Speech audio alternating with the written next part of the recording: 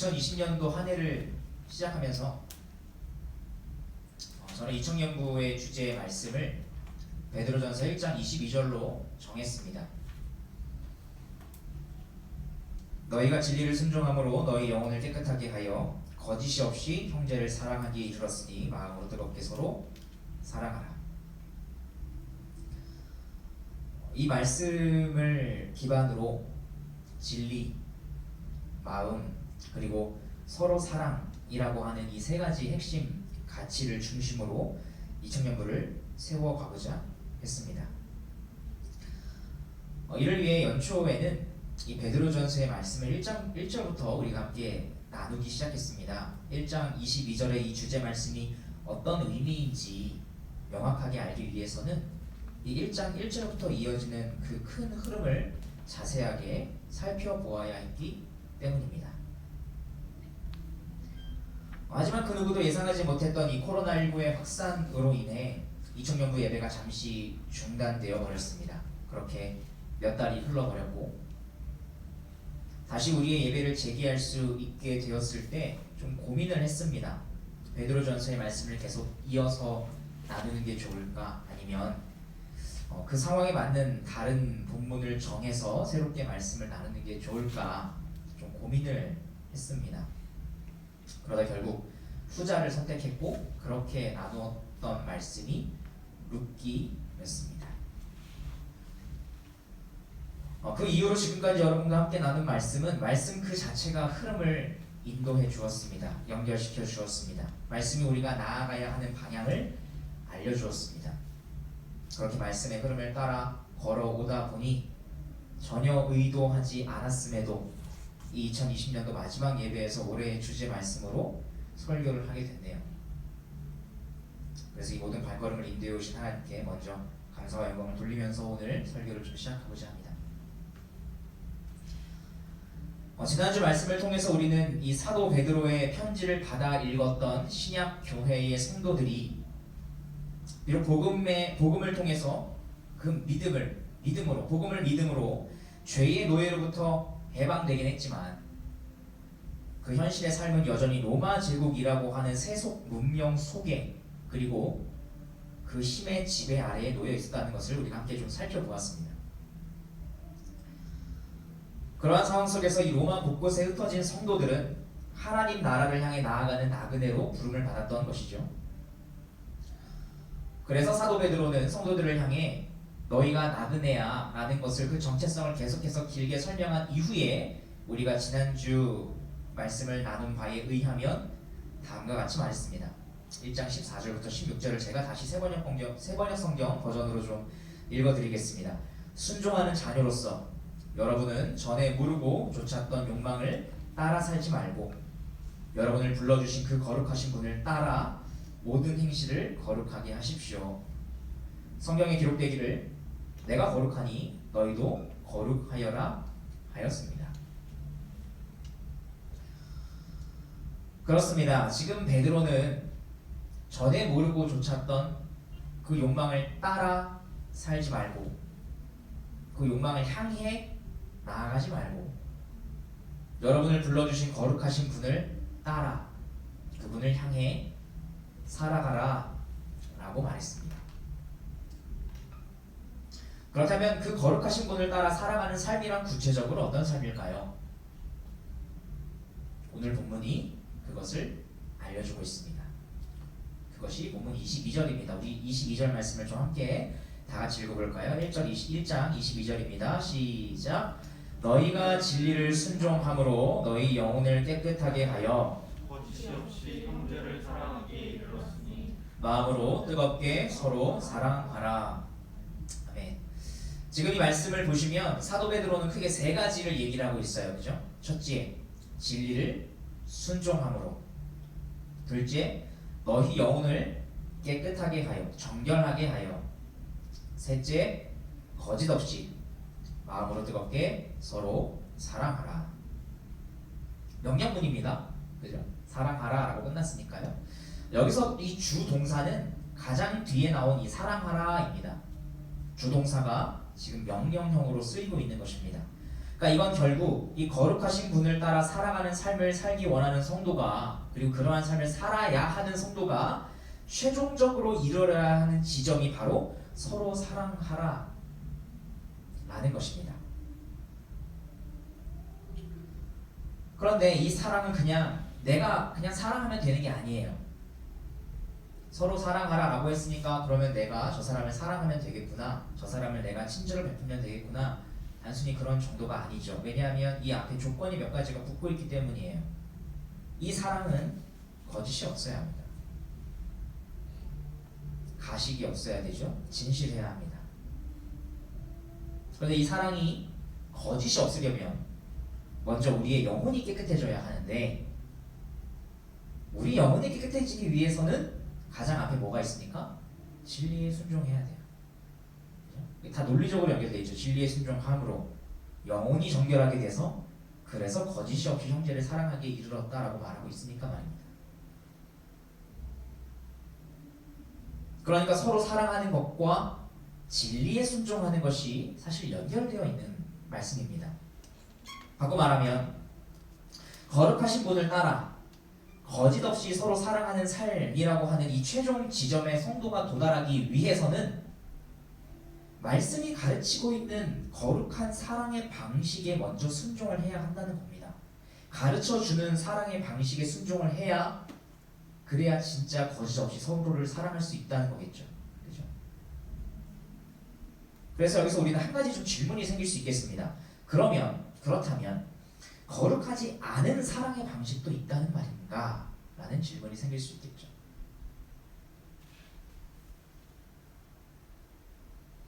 수많은 사람들이 사랑을 외칩니다. 서로 사랑해야 한다라고 하는 것은 불신자들도 얼마든지 받아들입니다. 이 세상 모든 사람들이 아마 이것을 거부하는 사람은 없을 거예요. 장르를 가리지 않고 거의 모든 대중 가수들은 달콤한 사랑을 다 노래합니다. 남녀 간의 사랑만 칭송받는 게 아니죠. 세상은 사회적 약자를 향한 사랑도 높게 평가합니다. 그렇다면 과연 이 사랑이라고 하는 것은 세상과 교회가 구분 없이 서로 공유할 수 있는 그런 보편적인 규범일까요? 그래서 모든 사람들이 칭송하는 그 사랑의 방식대로 교회도 그렇게 사랑하면 되는 걸까요? 그러니까 저는 지금 사랑을 해야 되느냐 말아야 되느냐에 대해서 말씀드리고 있는 것이 아니라, 사랑을 해야 하는 건 맞는데 이거에 대해서는 모두가 다 동의하는데, 중요한 건 그러면 사랑하는 방식이 어떤 방식이어야 하겠느냐라는 것을 지금 말씀드리고 있는 것입니다. 세상이 말하고 있는 그 사랑의 방식대로 과연 그렇다면 교회도 그 방식을 따라서 함께 행하면 되겠느냐라는 것을 묻고 있는 것이죠. 그리고 그에 대한 답으로 우리는 그렇지 않다라고 말할 수 있겠습니다. 죄는 모든 것을 왜곡했습니다. 왜곡시켰습니다. 당연히 그 모든 것 안에는 사랑도 포함됩니다. 죄는 사람들 안에 있는 하나님의 형상을 오염시키고 부패시키고 망가뜨렸습니다. 그래서 사람들은 사랑해야 하는 건 알겠는데 사랑의 원형이 무엇인지는 잃어버리게 되었습니다. 단지 그 그림자를 더듬어가면서 사랑 비슷한 것을 하고 있을 뿐입니다. 그래서 세상과 교회가 사랑이라고 하는 같은 단어를 사용하고 있긴 하지만 이 사랑이라고 하는 단어 안에 담겨있는 의미와 그 사랑의 지향점은 다릅니다. 사람들은 누구나 사랑을 좋아합니다. 사랑할 때 혹은 사랑을 받을 때 뭔가 충만해지는 느낌을 받곤 합니다. 반면에 사랑하지 않을 때 혹은 사랑받지 못할 때 누군가는 또는 어떤 시기에는 최악의 기분을 느끼고는 하죠. 그래서 어떤 사람들은 나쁜 관계라도 맺는 것이 관계를 전혀 맺지 않는 것보다 낫다라고 생각하기도 하는가 하면,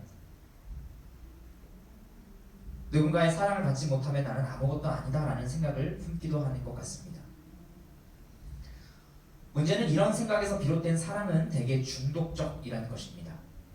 사랑이라는 이름의 중독을 저술한 저자는 이 사랑에 빠지는 것을 사랑하는 현상, 뭔지 알겠습니까? 사랑에 빠지는 걸 사랑해요. 그러한 현상을 비판하면서 이렇게 말을 했습니다. 현대 문화는 중독적인 관계를 좋은 관계로 그리는 경향이 있다. 흔히 말하는 누구에게 미쳤다는 표현이 그 이해다. 그 의미인즉 그 사람에게는 이성을 상실하게 할 정도로 매력적인 무언가가 있다는 소리다. 사람들은 당신 없이는 미소 지을 수 없어요 라는 유행가 가사도 위험한 집착이 아니라 진실한 사랑의 표현이라고 생각한다. 사람들은 이런 게 사랑이라고 생각한다. 이렇게 본다면 사실 현대 문화가 노래하는 사랑은 일종의 욕망이라고도 볼 수 있겠습니다. 욕망을 채울 때 사람들은 만족합니다. 먹고 싶은 욕망, 자고 싶은 욕망, 인정받고 싶은 욕망 또는 제멋대로 하고 싶은 욕망 등 내면에서 들끓고 있는 그 욕망이 채워질 때 사람들은 비로소 충족감을 느낍니다. 마치 그런 것처럼 현대 문화가 말하는 이 일종의 낭만적인 사랑은 그것을 채울 때에만 진정한 내가 될 수 있다 라는 생각을 전파하곤 하는 것 같습니다. 그렇게 사랑은 그 어떤 것에도 방해받지 않고 채울 수 있는 그리고 채워야 하는 정당한 욕구가 됩니다. 그 무엇보다 높은 최우선 가치가 되는 것이고 사랑을 위해 하는 행동이라면 무엇이든 정당한 것으로 여겨지기도 합니다. 사랑해서 하는 거니까. 사랑받기 위해 하는 거니까. 그리고 이것이 지속되고 깊어지면 결국 자기중심적인 사랑이 되어서 타인의 상황을 전혀 고려하지 않게 되는 것입니다. 한때 정말 유명했던 노래인데요. 저와 여러분이 같은 세대라면 아마 아실 겁니다. 같은 세대죠, 그죠? 조장혁의 중독된 사랑 들어보신 적 있으신가요? 네. 헤어진 연인을 향해서 부르는 노래 아닙니까? 중독된 사랑, 그죠? 후렴구 중에서 이런 클라이막스 점이 이제 이렇게 부르고 있어요. 제가 뭐 직접 부르진 않겠습니다. 제발 다시 돌아올 수 없겠니? 너 없는 세상 어디에서도 숨 쉴 수 없는 날 위해. 이렇게 하고 이제 노래가 끝나요. 저도 정말 뭐 좋아하는 노래, 멜로디가 좋잖아요. 목소리도 매력적이고. 근데 지금 와서 제가 가사를 좀 가만히 살펴봤어요. 이 설교를 준비하면서 마침 중독, 사랑과 중독된 사랑 떠올라서 가사를 한번 살펴봤거든요. 근데 좀 소름이 돋았어요. 뭐에 소름이 돋았냐면 이 가사 중에 단 한 구절도 연인이 떠나간 이유에 대해서 한마디도 말을 안 해요. 그에 대한 언급 하나도 없고 그저 내가 이렇게 힘드니까 날 위해 좀 도와줘 라고 계속 그냥 외치고 있어요. 상대방에 대한 이해가 조금 더 없는 것 같아요. 제가 방금 읽어드린 가사에서도 사실 결국은 내가 지금 숨 쉴 수 없어. 너가 없어서 내가 숨 쉬지 못하겠으니까 날 위해서 네가 좀 돌아오셨으면 좋겠다라고 말하고 있는 거 아닙니까? 물론 한편은 애절하죠. 애절하다고 볼 수 있겠어요. 하지만 이게 정말 좋은 사랑인 걸까?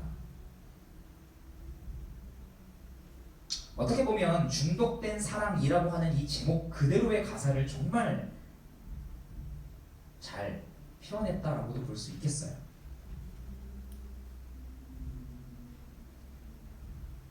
이렇듯 현대문화가 말하는 이 낭만적인 사랑은 대체로 자기중심적입니다. 그래서 이러한 사랑을 진짜 사랑이라고 생각하는 사람은 인간관계도 자기중심적으로 맺게 되죠. 나에게 부족한 것을 채워서 내가 완전해졌다는 느낌을 줄 정도로 나와 친밀한 느낌을 공유할 수 있는 사람만을 선택해서 인간관계를 맺습니다. 근데 문제는 이와 같은 현상이 교회 안에도 침투해 들어와서 교회 공동체를 혼란스럽게 만드는 경우가 더러 있다는 것입니다. 이러한 낭만적인 사랑을 추구하는 사람은 친밀감을 주고받는 것을 성도의 교지로 오해해요. 그래서 사람들을 자기중심적으로 빨아들입니다. 특히 자기를 향해 긍정적인 반응을 해주는 사람에게 친밀감을 당연히 느끼겠죠. 나에게 긍정적인 반응을 해주는 사람에게는 더 큰 친밀감을 당연히 느끼게 되지 않겠습니까? 근데 언제나 그러한 친밀감만을 추구하고 요구하는 사람은 결국 그렇게 자기에게 긍정적으로 반응해주는 사람의 주변만을 맴돌고 때로는 그 사람의 감정과 삶을 자기를 위해 소모시키기도 합니다. 왜 나에게는 이제 더 이상 그 정도의 관심을 보여주지 않느냐는 거죠.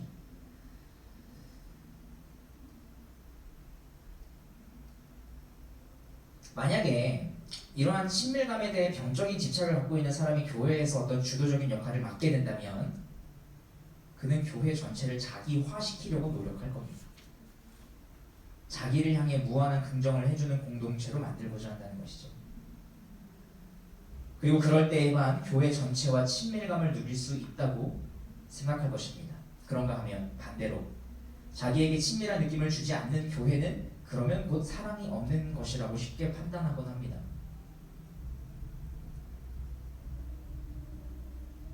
이에 대해 당신이 오해하는 하나님의 사랑이라는 책을 쓴 조너선 리먼은 이렇게 말했습니다.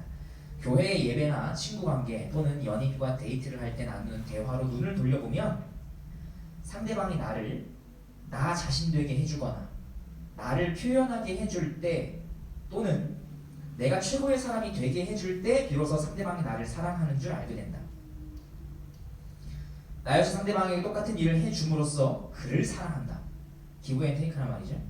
그러므로 사람들은 교회가 우리를 편안하게 해주고 어떠한 판단도 하지 않을 때 그 교회를 가리켜 사랑이 있는 교회라고 말한다. 그러니까 서로에게 충족할 수 있는 친밀감만 전달해주는 공동체 정도로 여긴다는 거죠. 무한한 긍정적인 것만을 얘기해주고 또 내가 얘기해 주었으니까 그거에 대한 답변으로 나도 긍정적인 피드백만을 받고 싶은 거 아니겠습니까?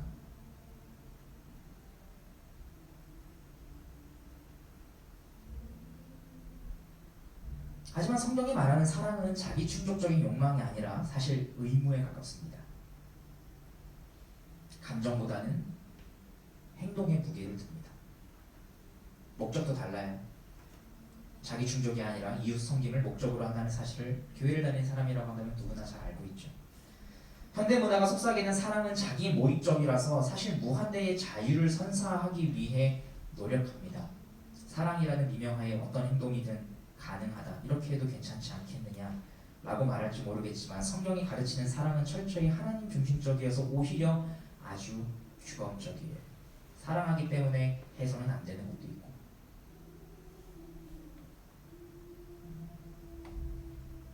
따라서 현대 문화 속 사랑은 혼돈과 무질서가 동반되지만 성경이 교훈하는 사랑에는 절제와 인내가 있습니다.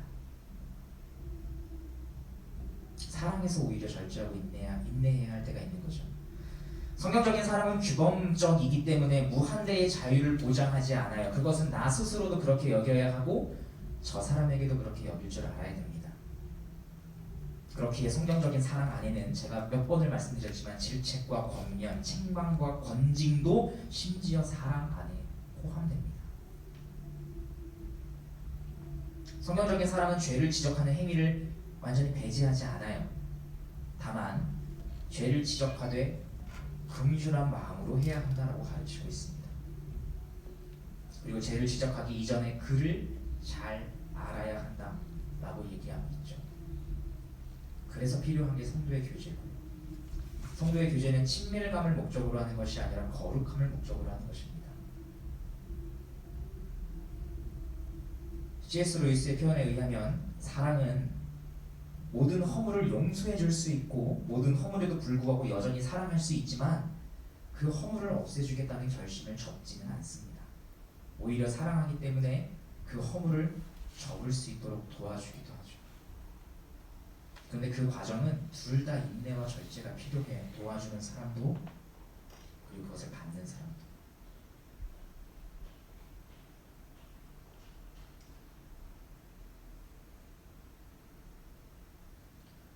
뿐만 아니라 성도의 교제를 할 때에는 나와 상대방의 상황을 고려하는 지혜가 반드시 필요합니다. 기혼자가 기혼자를 대할 때, 기혼자가 미혼자를 대할 때, 그리고 미혼자가 기혼자를 대할 때, 마지막으로 미혼자가 미혼자를 대할 때 각각 상황에 맞게 성도의 교제를 해야 합니다.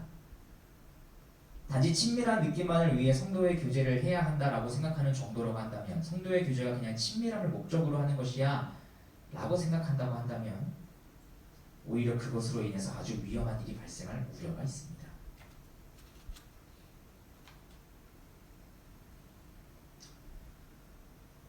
그러므로 하나님으로부터 계시된 이 성경이 가르치고 있는 규범을 진리로 여기고 그 진리에 순종하며 살아가는 것, 그 길을 따라 살아가는 것, 바로 이것이 거룩한 사랑의 방식이고 이것이야말로 거짓 없이 진심을 담아서 형제자매를 사랑하는 자리에 이르게 만들어줍니다. 그래서 사도 베드로는 단지 서로 사랑하라 라고 말한 것이 아니라 조건을 단 겁니다. 진리에 순종함으로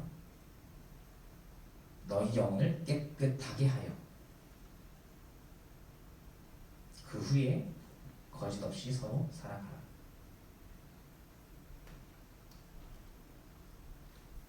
말씀을 통해 거룩한 사랑의 방식을 배워서 거짓 없이 서로 사랑하는 그 최종적인 목적지에 도달하고자 애쓰는 삶이야말로 거룩하신 분을 따라 살아가는 삶이라고 할 수 있겠습니다. 이런 의미에서 본다면 이 참된 사랑은 오직 그리스도인만 할 수 있습니다. 참된 사랑은 사람 사이에서 창조된 게 아니고 삼위 하나님 사이에 존재하는 것이기 때문입니다. 근원이 그곳에 있기 때문입니다. 사랑은 우리 안에 원래 있지 않았어요. 우리 안에 있는 것이 근원이 아니에요. 사랑은 본래 우리 밖에 있습니다. 그러므로 우리는 사랑의 원형 되시는 하나님을 보면서 그 사랑을 모방할 수밖에 없어요.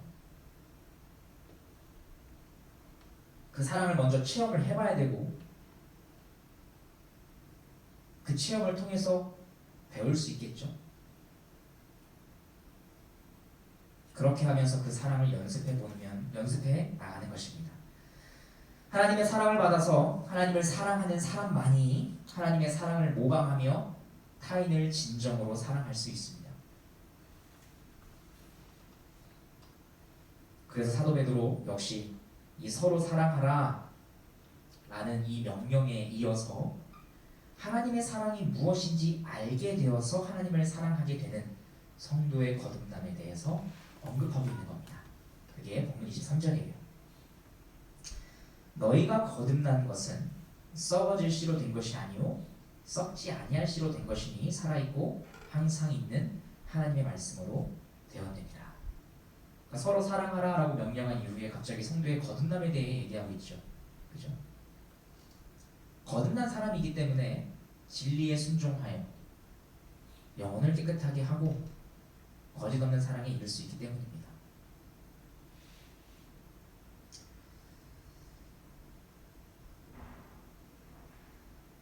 뿐만 아니라 이 22절에서 거짓 없이 서로 사랑하는 것을 진리에 순종하는 것, 그러니까 하나님의 말씀과 서로 사랑하는 것을 연결시켰던 것처럼 지금 사도 베드로는 마찬가지로 성도의 거듭남 역시 하나님의 말씀과 연결시키고 있습니다.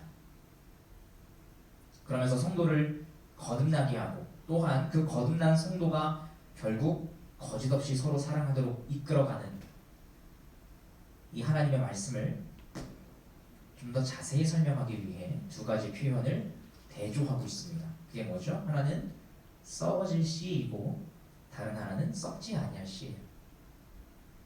베드로는 지금 하나님의 말씀이 썩어질 씨가 아니라 썩지 아니할 씨다 라고 말했습니다. 그렇다면 이 썩지 아니할 씨인 하나님의 말씀과 대조된 이 썩어질 씨는 과연 무엇을 가리키는 걸까요? 그 답이 오늘 본문 마지막 부분에 해당하는 24절과 25절에 나오는 겁니다. 우리 24절과 25절 함께 다 같이 한번 읽어볼까요? 본문 24절과 25절입니다. 시작. 그러므로 모든 육체는 풀과 같고 그 모든 영광은 풀의 꽃과 같으니 풀은 마르고 꽃은 떨어지되 오직 주의 말씀은 세세토록 있도다 하였으니 너희에게 전한 복음이 곧 이 말씀이니라. 베드로는 지금 모든 육체와 영광은 풀과 같아서 결국 시들게 되지만 오직 주의 말씀은 세세토록 있다 라고 말했습니다. 이 표현만 보더라도 대략 어떤 의미인지는 감이 잡힐 거예요. 그쵸? 모든 육체와 영광이 상징하는 것은 아마 대부분 감을 잡으셨듯이 세상의 것들을 가리키는 것일 테니까 말입니다. 그러니까 세상의 것들은 결국 썩어질 씨이지만 하나님의 말씀은 썩지 아니할 씨라는 것 아니겠습니까? 제가 앞에서 먼저 설명한 것처럼 사랑이라는 단어를 동시에 사용하고 있지만 세상이 사랑이라는 단어에 담고 있는 개념이 썩어질 시라면 하나님의 말씀으로부터 비롯되는 것은 썩지 아니할 시다라고 말하는 건 아니겠습니까?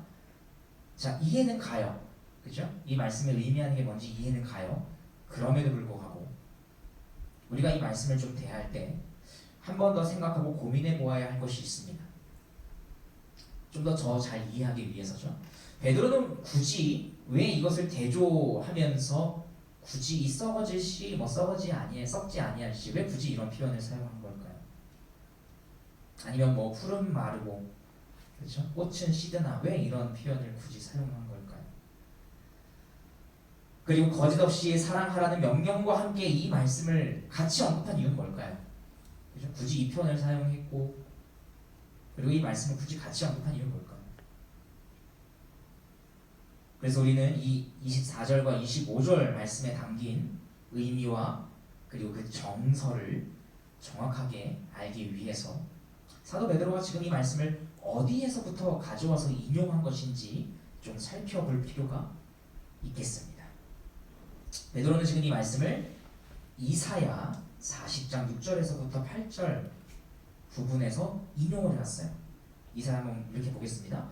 말하는 자의 소리여 외치라. 대답하되 내가 무엇이랴 외치리까 하니 이르되 모든 육체는 풀이요 그의 모든 아름다움은 들의 꽃과 같으니 풀은 마르고 꽃이 시들면 여호와의 기운이 그 위에 불미라. 이 백성은 실로 풀이로다. 풀은 마르고 꽃은 시드나 우리 하나님의 말씀은 영원히 서리라 하라. 그죠? 이사야 40장에 있는 말씀을 발췌해 와서 인용해서 베드로는 지금 옮겨 적어 놓았습니다. 먼저 우리가 좀 주목해야 할 건 이 베드로가 인용한 이 말씀이 이사야 중에서도, 그죠? 이사야 중에서도 특별히 40장에 등장하고 있다는 사실이에요.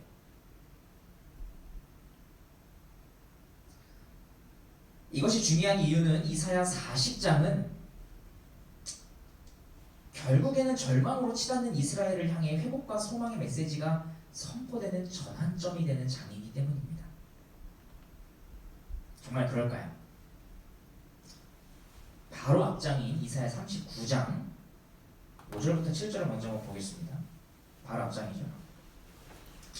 이사야가 히스기야에게 이르되 왕은 만군의 여호와의 말씀을 들으소서. 보라, 날이 이르리니 내 집에 있는 모든 소유와 내 조상들이 오늘까지 쌓아둔 것이 모두 바벨론으로 옮긴 바 되고 남을 것이 없으리라. 여호와의 말이니라. 또 내게서 태어날 자손 중에서 몇이 사로잡혀 바벨론 왕궁의 환관이 된다 하셨나이다 하니. 이사야가 선지자로 활동하던 시기에 이 남유다에는 다윗 이후로 가장 선한 왕이라고 평가받았던 히스기야가 등장했습니다. 이 히스기야는 하나님의 말씀에 순종하고 기도함으로써 남유다를 숱한 위기에서 구원한 왕이었어요. 어느 정도까지의 위기였냐면 히스기야 때에 북이스라엘이 멸망당했으니까요. 아수르에 의해서. 한 나라가 멸망당하는 시기에 나라를 다스리고 있었는데 당연히 아수르가 남유다도 쳐들어왔을까요? 안 쳐들어왔을까요? 쳐들어와요. 북이스라엘 멸망시켰으니까 남유다도 먹으려고. 근데 히스기야가 그것을 막아냅니다. 기도로.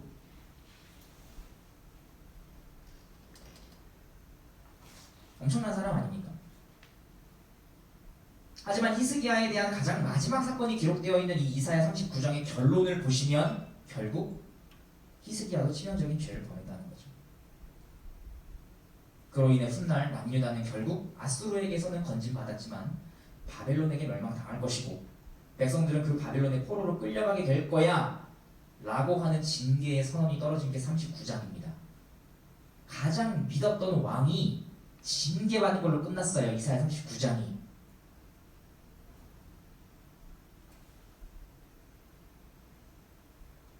이 선언을 들은 이 남유다의 백성들은 어떤 마음이었을까요? 아마 이런 생각을 했을 것 같아요. 다윗 이후로 가장 선한 왕이라고 평가받던 히스기야마저 실패했는데 그럼 우리는 앞으로 누구를 의지할 수 있을까? 도대체 우리는 어떻게 해야 되나?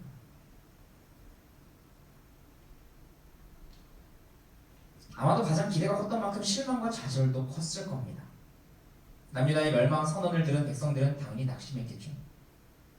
그런데 바로 그때 하나님의 이 또 다른 말씀이 선포되기 시작한 겁니다. 그게 40장이에요. 그래서 40장 1, 2절은 이렇게 시작을 하고 있는 겁니다. 너희 하나님이 이르시되 너희는 위로하라. 내 백성을 위로하라. 너희는 예루살렘의 마음에 닿도록 말하며 그것에게 외치라. 그 노역의 때가 끝났고 그 죄악이 사함을 받았느니라. 그의 모든 죄로 말미암아 여호와의 손에서 벌을 배나 받았느니라 할지니라 하시니라. 하나님은 지금 이스라엘 백성들을 향해서 내 백성, 이거 내 백성은 되게 중요한 표현이라고 학교에서 우리가 나눠보지 않았습니까? 언약을 맺은 백성이에요. 이스라엘 백성들을 향해 내 백성이라고 부르시면서 그들을 위로하라라고 말씀하셨습니다. 바로 앞장에 의하면 남유다의 백성들도 결국 바벨론에 의해 나라가 망하게 될 거예요. 포로로 끌려가게 되는 일이 벌어질 겁니다. 그래서 여기저기 흩어지게 되겠죠. 하지만 노역의 때가 끝날 때가 올 것이고 그 죄악이 용서받는 때가 반드시 올 거야 라고 말씀하신 겁니다. 39장이 남유다를 향한 최후의 통첩이었다면 40장은 그럼에도 불구하고 하나님은 자기가 택한 백성을 결코 버리지 않겠다는 선언입니다. 그분의 약속은 신실해서 반드시 이루어지죠. 그것이 약속의 땅에서 쫓겨나 타국에 흩어져 있는 상황이라 할지라도 말입니다. 그러므로 제국의 포로로 끌려가 흩어져 살게 될, 앞으로 그렇게 살게 될 남유다의 백성들이 유일하게 의지하고 붙들 수 있는 것이라고는 히스기야 같은 그런 선한 왕도 실패했으니까 이제는 인간 왕이 아니라 내 백성을 위로하라는 하나님의 말씀뿐이었겠죠. 그게 39장과 40장으로의 전환입니다. 그리고 바로 이러한 맥락에서 등장하는 말씀이 오늘 베드로가 인용한 말씀이에요. 풀은 마르고 꽃은 시드나 우리 하나님의 말씀은 영원히 서리라. 무슨 뜻이겠습니까? 북이스라엘을 멸망시킨 아수르 제국도 남유다를 멸망시킬 바벨론도 세계를 제패하며 위용을 떨쳤어요. 하나님의 백성을 심판하는 도구로 사용될 만큼 강력했다고요. 하지만 그것은 모두 한때였어요. 실제로 그 제국들은 모두 역사의 뒤안길로 사라져 버렸죠. 지금 아수르 있습니까? 없어요. 바벨론 있습니까? 없어요. 이 제국들을 살펴보기 위해서 이제 우리는 대형 박물관이나 르브르 박물관을 찾아가야 돼요. 그래야 그 흔적을 조금이나마 찾을 수 있어요.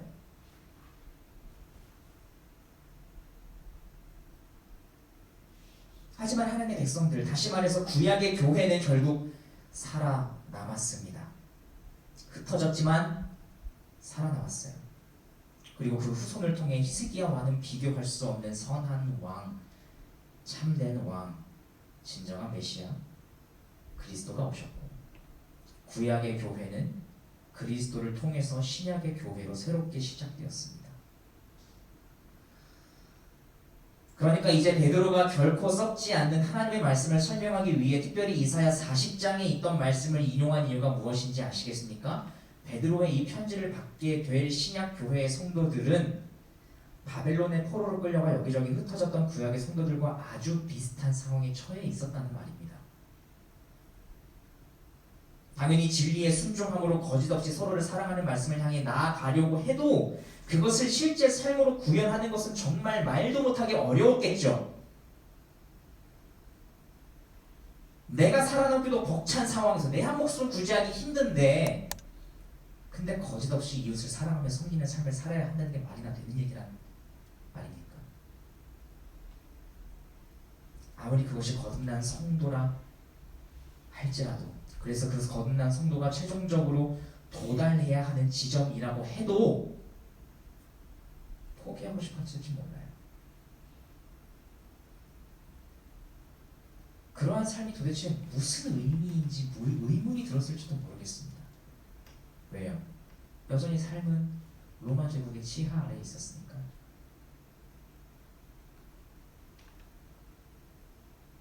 그래서 베드로는 로마 제국의 전역에 흩어진 이 신약 교회의 성도들이 진리에 순종함으로 거짓없이 서로 사랑하는 자리로 나아갈 수 있도록 확실한 소망을 주고자 했습니다. 아수르 제국이 무너지고 바벨론 제국도 무너졌던 것처럼, 그래서 그 제국들이 주장했던 사상과 가르침도 썩어질 시였다는 것이 증명된 것처럼 언젠가 이 로마 제국도 무너질 거야. 로마도 썩어질 시야. 그래서 로마 제국이 가르치고 있는 사상과 잘못된 사랑의 방식도 썩어질 거야. 그게 증명될 날이 올 거야. 하지만 구약의 교회가 신약의 교회로 이어졌던 것처럼 교회의 기초가 된 하나님의 말씀은 모두 성취되지 않았니? 하나님의 말씀이야말로 썩지 아니할 시, 곧 이 세상에서 유일하게 영원히 남은 것이라는 것이 입증되지 않았니?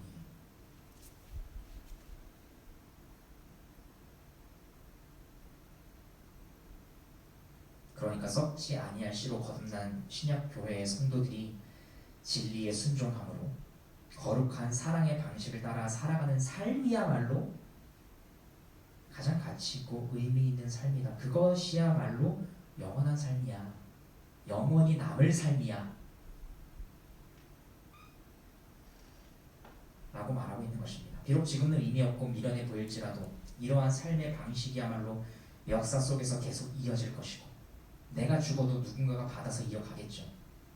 교회 역사가 그래왔듯이. 그래서 제국의 사상과 가르침은 계속해서 사라져왔지만 하나님의 말씀에서부터 비롯된 사랑은, 거룩한 사랑의 방식은 구약시대에서부터 끊어지지 않고 오늘날에 이르기까지 이어져오고 있는 것 아니겠습니까? 이 미련해 보이는 삶의 방식이야말로 역사 속에서 계속 이어질 것이고 역사를 넘어서서 영원히 남아 하나님께 존귀한 자로 여겨지게 만들어줄 것입니다. 베드로의 이러한 권면은, 이러한 관점은 오늘 살아가는 우리에게도 동일하게 적용이 됩니다. 그렇습니다. 아수르 제국이 무너지고 바벨론 제국이 무너진 것처럼 결국 로마 제국도 무너졌어요. 우리 입장에서 보면 말이죠. 결국 무너졌어요. 썩어질 시라는 것이 로마 제국을 통해서도 입증되었습니다. 따라서 우리가 살아가는 이 시대, 더 나아가서 앞으로 찾아올 그 어떤 시대 역시 마찬가지입니다. 제 아무리 견고해 보이는 것이 있다 할지라도 그것이 땅에서부터 세워진 것이라고 한다면, 땅에서부터 비롯된 것이라고 한다면 그것은 결국 지나갈 거예요. 그 시간이 얼마가 되었든 300년이 되었든 400년이 되었든 모르겠습니다. 각 제국마다 다스렸던 기간은 다르지만 결국 다 지나갔어요. 언젠가는 사라질 거예요. 그것들은 모두 썩어질 시이기 때문입니다.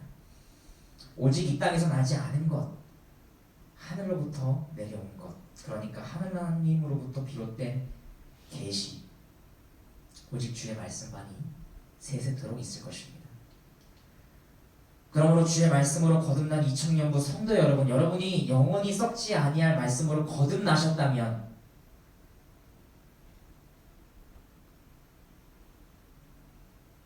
영원한 것이기에 가장 가치 있는 삶, 진리의 순종함으로 영혼을 정결하게 하여 거짓없이 서로를 사랑하고자 노력하는 그 미련해 보이는 삶을 향해 우리가 함께 나아갔으면 좋겠습니다.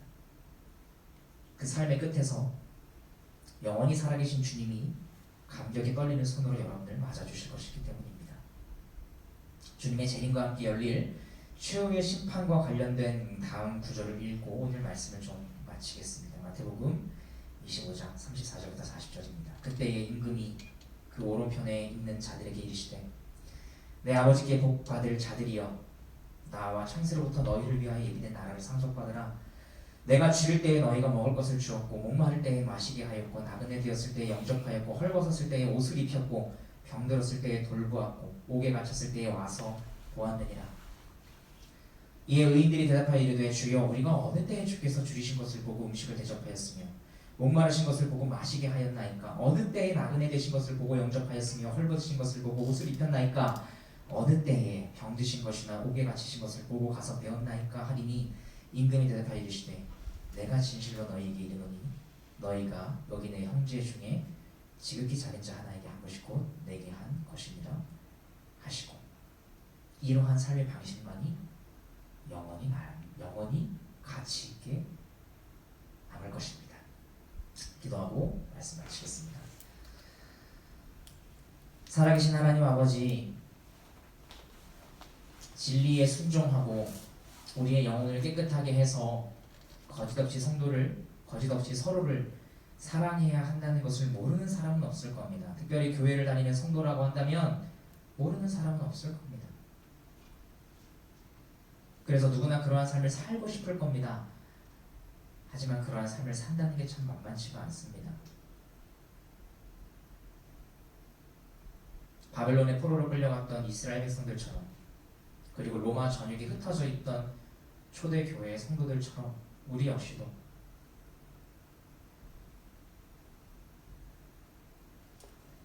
세상을 벗어나 살아가고 있는 사람들이 아니라 세상에 속하여 살아가고 있는 사람들이기 때문입니다. 이것은 어느 한 국가를 지칭하는 것이 아니라 세상이라고 하는 말 그대로의 그 가치관을 말하는 것일 것입니다.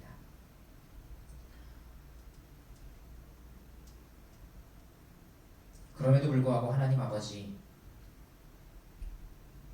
이 미련해 보이는 삶의 방식이야말로 오히려 썩지 아니하고 영원히 남을 그 가치 있는, 그 의미 있는 삶이라는 것을 우리가 보게 하여 주시옵소서. 지금 당장 우리의 눈앞에는 너무나 견고해 보이는 것들이 있어서 그것이 의미 있어 보이고 그것이야말로 썩지 아니할 것으로 보일지도 모르겠지만 이 땅에서 비롯된 모든 것은 다 스쳐 지나왔다는 것을 우리는 성경과 그리고 성경 이후에 오늘날에 이르는 모든 인류의 역사를 통해서 보게 됩니다. 물론 어떤 성도는 참된 성도였음에도 불구하고 애굽에서 종살이 하다가 죽었을지도 모르겠습니다. 어떤 성도는 바벨론의 지배하에 놓여 있을 때 죽었는지도 모르고, 또 수많은 성도들이 실제로 로마 제국의 치하 아래서 그 벗어남을 바라보지 못하고 죽기도 했습니다. 마찬가지로 우리도 주님의 재림이 오기 전에, 주님의 재림이 임하기 전에 우리도 그냥 이 삶을 살아가다가 이 안에서 우리도 먼저 죽음을 맞이하게 될지 모르겠습니다. 그러나 주님, 그럼에도 불구하고 그 어떤 제국들, 그 어떤 가치관들, 그 어떤 사상들은 다 흘러 지나갔으나 오직 구약의 교회가 주님의 말씀이 성취되어 신약의 교회로 이어져서 오늘에 이르게 된 것처럼 주의 말씀은 앞으로도 주님 오시는 그날 그리고 그 이후로도 영원히 보존되고 남아있을 것입니다. 아버지는 우리가 그 말씀의 영원성을 기억하면서 우리의 눈이 영원한 것을 바라볼 수 있도록 주여 도와 주시옵소서. 감사드리며 우리 주 예수 그리스도 이름으로 기도합니다. 우리 이 시간 함께 좀 찬양하고 나아갔으면 좋겠습니다.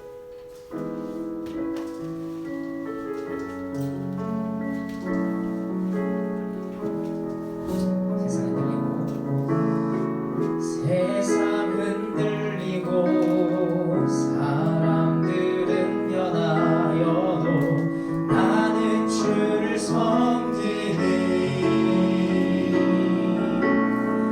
주님의 사랑은 영원히 변하지 않네.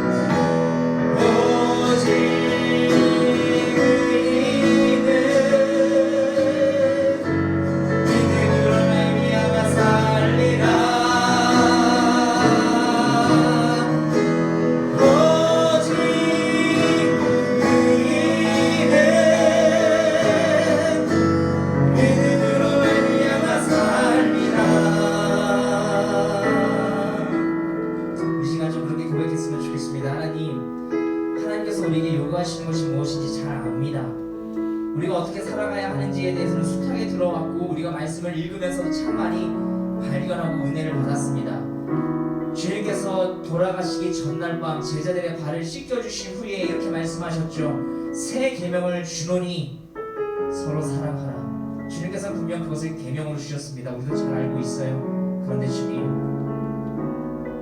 참 그게 버거울 때가 있습니다.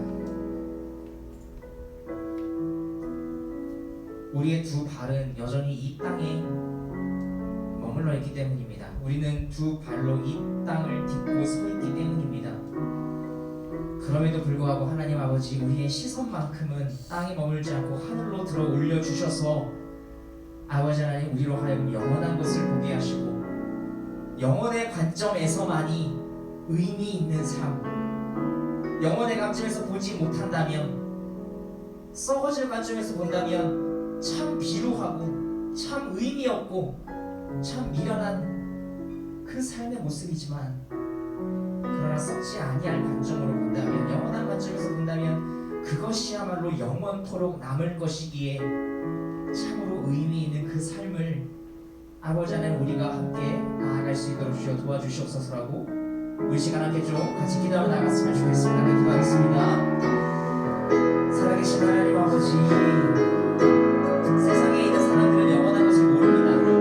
무엇이 영원한 것이고, 아니 그 영원한 것이 무엇으로부터 비롯되며 무엇을 통하여 영원에 이룰 수 있는지 모르고 또한 안다 할지라도 그것을 믿지 않기 때문에 사람들은 결국 영원의 관점을 얻지 못하고, 얻었다 할지라도 잘못된 영원한 관점을 갖고 있습니다. 아버지 하나님, 그래서 똑같은 사랑을 말하고 똑같은 사랑의 방식, 똑같은 사랑이라는 이념 안에, 그러나 하나님 아버지, 다른 사랑의 방식을 해가며 나아가는 경우가 너무나 많이 있습니다. 뿐만 아니라 아버지 하나님, 비록 신자랄지라도, 그래서 올바른 사랑의 방식을 안다 할지라도 참으로 그것을 온전히 행하며 나아가는 것이 얼마나 어려운지요. 그러나 아버지 하나님, 그럼에도 불구하고 주님께서 우리로 하여금 영원한 것을 볼 수 있도록 우리의 눈을 띄워주셨고, 우리의 마음의 눈을 열어주셨고, 그로 말미암아 아버지 하나님, 우리가 영원 위에 계신 하나님을 보시게 만들어주셨으며, 다시 오셔서 주님의 심판을 여시고 그 주님의 일하심을 우리가 믿게 만들어주셨으니, 아버지 하나님, 우리로 하여금 그것을 바라보는 관점으로, 우리가 지금 이 땅에 묶여있는 시선이 아니라 먼 훗날 저 뒤에서부터 바라보는 그 영원의 관점으로서 우리의 삶을 바라보게 하셔서 아버지 하나님, 영원히 남을 것을 우리가 지향하며 나아갈 수 있도록 주님 도와주시고, 그랬을 때에 우리의 삶, 우리의 삶 안에서 아버지 참으로 가치 있고 의미 있는 그 삶을 발견할 수 있도록 주시옵소서. 우리가 그 마지막 날 주님 다시 오셨을 때에 참으로 그 의인들을 대하시는 그 주님의 존귀한 말씀을 여기 우리 모두가 함께 들을 수 있도록 주님 도와주시옵소서. 사랑하는 내가 많으신 하나님 아버지, 먼저 하나님께서 우리를 사랑하셨습니다. 우리가 하나님을 먼저 사랑한 것이 아니라 하나님께서 우리를 먼저 사랑하셨습니다. 그래서 그 사랑의 원형이 무엇인지 우리로 하여금 깨닫게 하셨습니다. 거룩함이라고 하는 것은 본래 하나님 안에만 있는 것이어서 하나님만 누릴 수 있는 것인데, 하나님은 그 거룩함 안으로 우리를 포함시키시고자 서로에게 온전히 받쳐지는 사랑이 무엇인지에 대해 우리에게 가르치실 뿐만 아니라 우리에게 알려주시고자 먼저 하나님이 우리를 위하여 전적으로 바쳐지셨습니다. 스스로 제물이 되셨습니다. 우리가 그 주님의 바쳐진 사랑을 압니다. 그것을 믿습니다. 그래서 우리는 거룩한 사랑의 방식이 무엇인지 압니다. 그러나 하나님 아버지, 아는 것 그리고 믿는 것에서 더 나아가 우리가 그 거룩한 삶의 방식을 우리가 실제로 구현할 수 있도록 우리로 하여금 오직 주의 말씀만이 세세토록 있도다라는 이 말씀을 우리가 언제나 우리 마음판에 새김으로써 설령 때때로 우리의 눈이 가리워져서 내가 이렇게까지 하면서 살아가야 하는가, 이렇게 살아가는 게 도대체 무슨 의미가 있는가 라는 질문이 문득문득 우리 안에서 올라올 때 우리로 하여금 영혼의 관점에서 우리의 삶을 바라보게 하셔서 아니야 오히려 이 삶이야말로 영원히 남을 것이기에 참으로 의미 있고 가치 있는 것이야 라는 그 성령의 음성을 우리가 말씀을 통해 언제나 들을 수 있도록 주여 도와주시옵소서.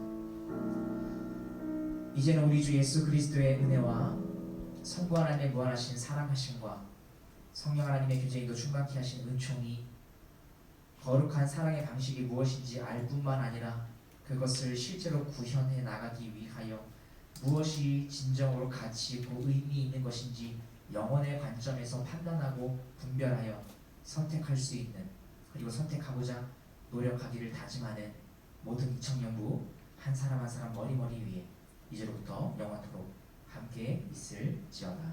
아멘.